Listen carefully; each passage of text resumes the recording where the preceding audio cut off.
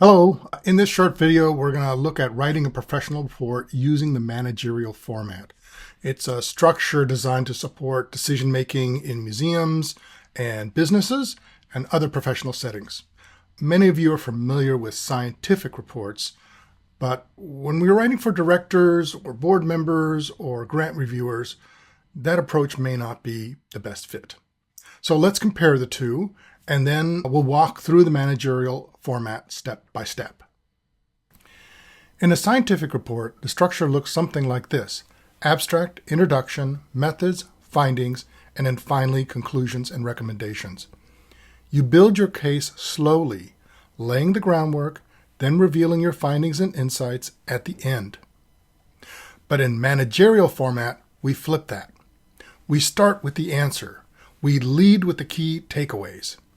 Here's the structure used in the Franklin Covey Style Guide: executive summary, introduction, conclusions and recommendations, method and findings, and then a summary. That's optional, but helpful. Notice that the managerial format goes deeper as you read. With each section, the reader gains a progressively deeper understanding, but they can stop at any stage and still leave with a sense of your report. Let's take a closer look at each one. The executive summary is the heart of the report, and it comes first.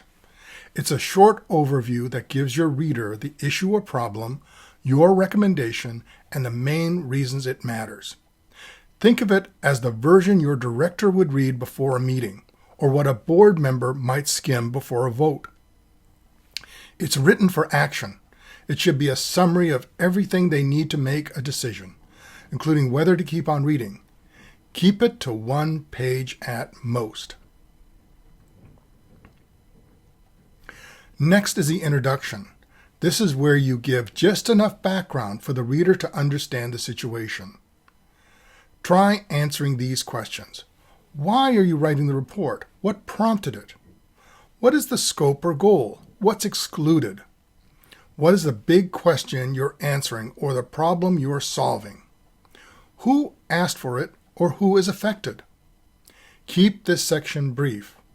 Imagine your report is a museum and the introduction is the entrance hall. Now that your reader is oriented, it's time for your conclusions and recommendations. This section answers the question, what should we do?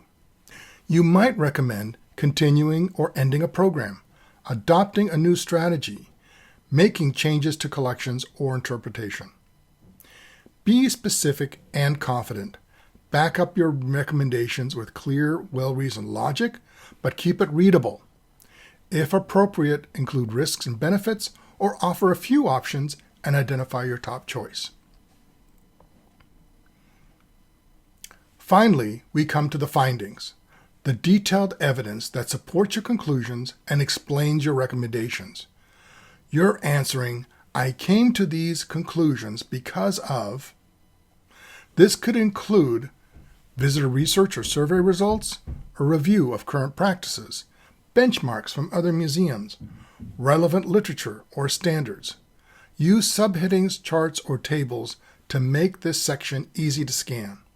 The reader should be able to dig deeper if they need to, but only after they understand your main points. So why use this format? Because it prioritizes what leaders need to know, respects the reader's time, demonstrates clarity and professionalism, and helps you sound like a peer, not just a student. It's not about sounding academic, it's about being useful and actionable. In the museum field, your writing reflects your thinking and your professionalism. When you use the managerial format, you're showing you can organize ideas clearly, make smart recommendations, and support your conclusions with evidence. Try using this structure in your next report. It'll feel different from academic writing, but that's the point. It's designed for managers, not other scholars. Thanks for watching, and I look forward to seeing how you apply this new skill to your work.